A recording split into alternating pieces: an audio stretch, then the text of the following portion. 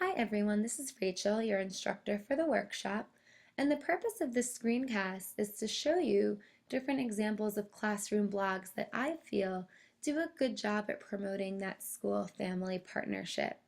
Now, because this workshop is designed for 3rd, 4th, and 5th grade teachers, I am going to show you classroom blogs for 3rd, 4th, and 5th grade classes. So let's begin with Mrs. McDonald's 3rd grade blog.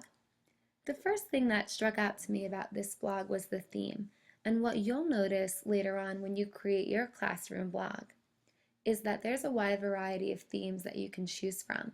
But what's important to remember is that your classroom blog is aimed for students' families as well as students, and so it's important that your blog theme is student-friendly and family-friendly, which this blog is. Now I want to scroll to a specific blog post.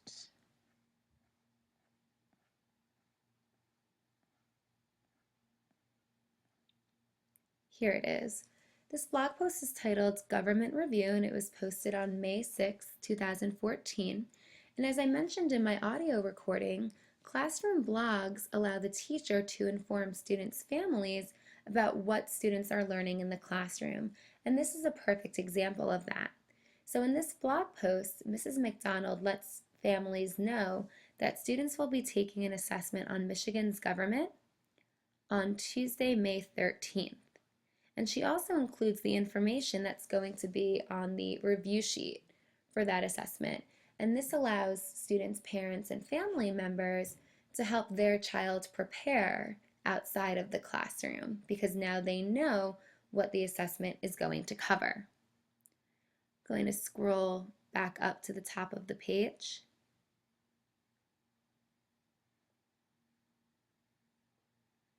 I want to point out some additional features of this blog. The first is Mrs. McDonald's About Me page. Something else that I mentioned in my audio recording is that blogs give insight into who the teacher is as a person, and it makes the teacher more than just a name. So in this case, Mrs. McDonald used her blog as an opportunity to let her students' families know more about her. And she provides information about her teaching experience as well as her life outside of the classroom.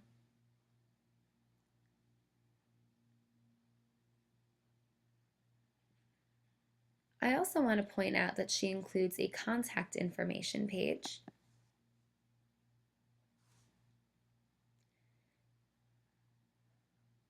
Now, by including all of this contact information, it sends the message that Mrs. McDonald is open to collaboration and to communication, that she wants to hear her students' parents' comments, their concerns, any questions they may have, and that she's not closed off to parent communication.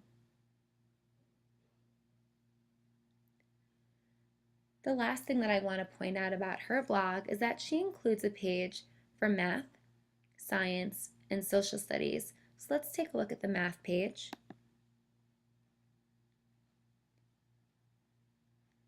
And this page lets students' family members know not only what students are learning in math, but also how they can help at home.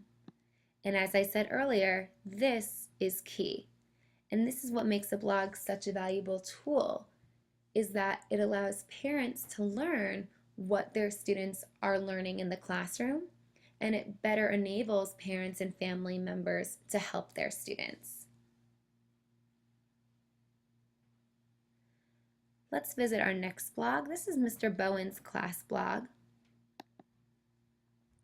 This is for a 4th grade class.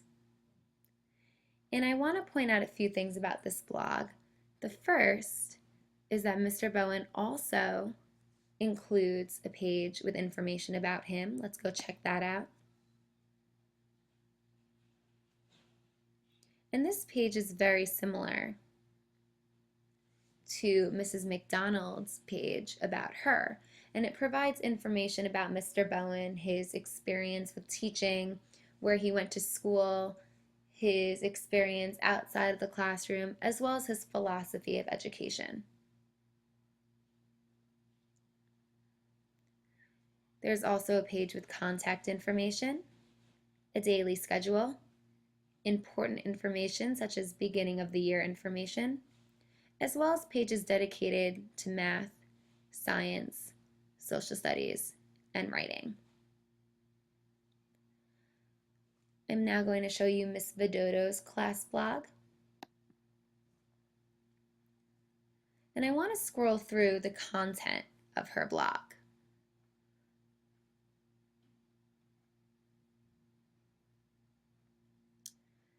So what Mrs. Vidodo does that makes her blog a little bit different than Mr. Bowen's and Mrs. McDonald's is that she allows students to post on her blog. So not only are the posts created by Miss Vidodo, but they're also created by her students. So for example, this post was created by user Helena BDS4, all about Farm Safety Day. However, if we scroll down, this post was created by a different user, still all about Farm Safety Day. And what both students did was they wrote about the same event. They wrote about what they were learning in the classroom, but they each were given an opportunity to talk about it. You can scroll down some more. Here Ms. Vidodo posted her class's Simple Machines video. Another post by a different student about Farm Safety Day. Here's a poem by yet another student, an onomatopoeia poem.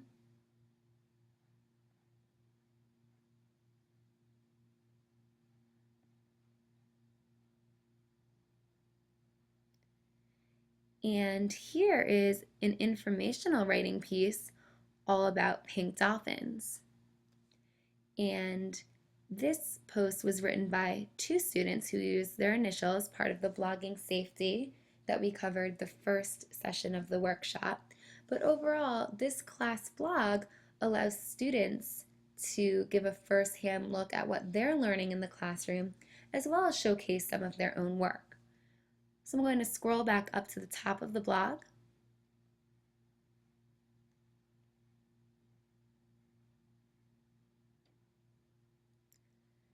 And I'm going to go to our last blog. This is Mrs. Stevens' classroom blog.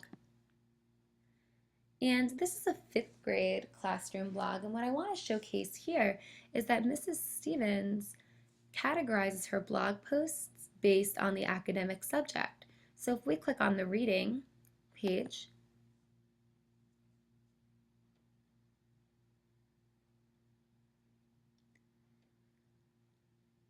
we were now directed to all different posts that have to deal with reading and what students are learning in reading. We can go to the science page.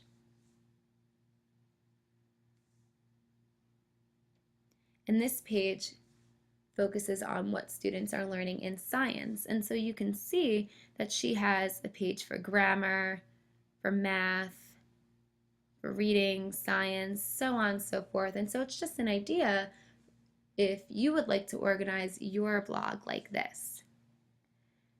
Mrs. Stevens also includes a page about her and her class, some contact information. She also includes a page with comment tips.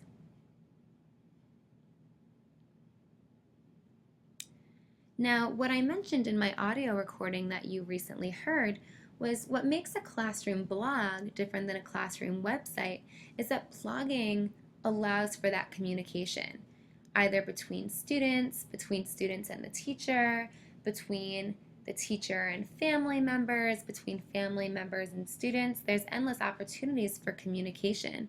However, it's important that with that communication comes guidelines and expectations for that communication.